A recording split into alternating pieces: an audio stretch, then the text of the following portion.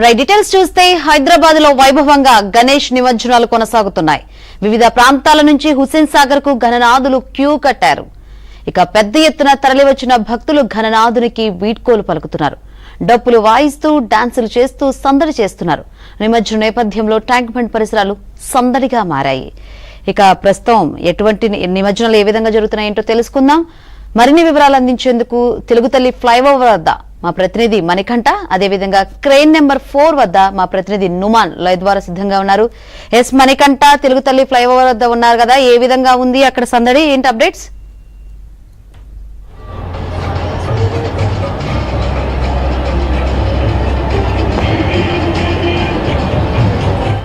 Yes Manikanta.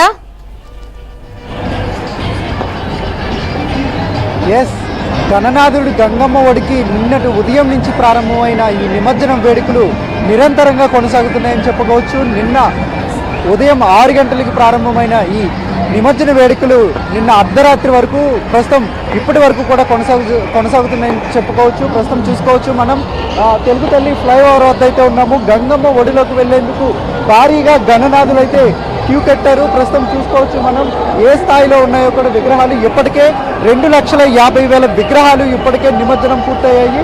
మరో 4,700 విగ్రహాలు అయితే నిమజ్జనానికి సిద్ధమైనట్లుగా కూడా అధికారులు అయితే లెక్కలు వేస్తున్నారు. ప్రతి వాహనానికి QR కోడ్ని ఏర్పాటు చేశారు. ఆ QR కోడ్ ఆధారంగా ఎన్ని వెహికల్స్ ఉన్నాయి, అలాగే ఎక్కడెక్కడ ఉన్నాయి, అలాగే ఇప్పటి వరకు ఎంతవరకు విగ్రహాలకు నిమజ్జనం పూర్తయిందని పూర్తి వివరాలు ఎప్పటికప్పుడు కమాండ్ కంట్రోల్ ద్వారా ఎప్పటికప్పుడు ఆరా తీస్తున్నారు.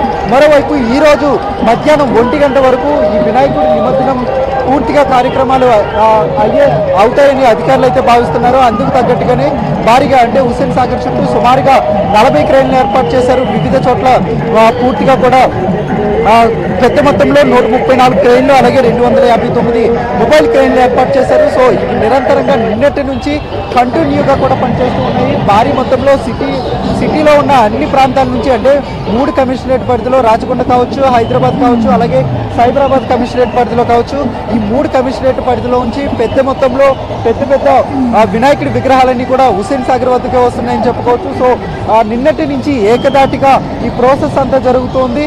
పోలీసులు కూడా టార్గెట్ గా పెట్టుకున్నారు. ఎలా అయినా సరే ఈరోజు మధ్యాహ్నం 1 గంట లోపు విగ్రహాల నిమజ్జనం పూర్తి చేయాలని వాళ్ళు కూడా భావిస్తున్నారు. ఇప్పటికే అన్ని శాఖల అధికారులతో పూర్తి స్థాయిలో ఎప్పటికప్పుడు ఉన్నతాధికారులకు సమాచారం అందిస్తున్నారు. మరోవైపు పోలీసులు కూడా పెద్ద మొత్తంలో హుస్సేన్ సాగర్ చుట్టూ, అలాగే ఎన్టీఆర్ మార్క్, దీంతో పాటుగా నెక్లెస్ రోడ్డు, తెలుగు తల్లి ఫ్లైఓవర్ వద్ద పెద్ద సంఖ్యలో పోలీసులు ఇప్పటికే భారీ బందోబస్తు నిర్వహిస్తున్నారు. నిరంతరంగా ఈ బందోబస్తు కొనసాగుతుందని చెప్పుకోవచ్చు.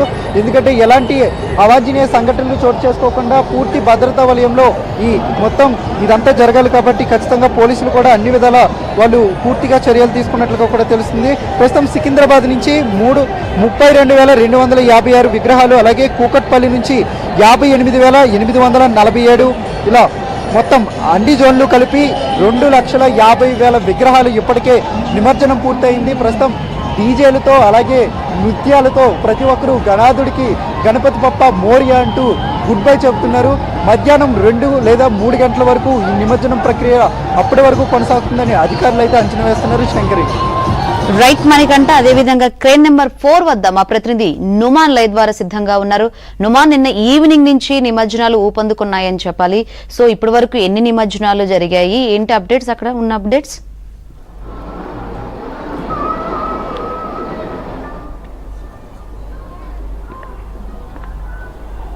ఇటు రెండో రోజు హుస్సేన్ సాగర్ ఎన్టీఆర్ మార్గంలో పూర్తిగా నిమజ్జనాల సందడి కొనసాగుతుంది. ఇప్పటి వరకు 95% వరకు నిమజ్జనాల ప్రక్రియ పూర్తి అయినట్లు GHMC, HMDA అధికారులు వెల్లడించారు. ఈరోజు మధ్యాహ్నం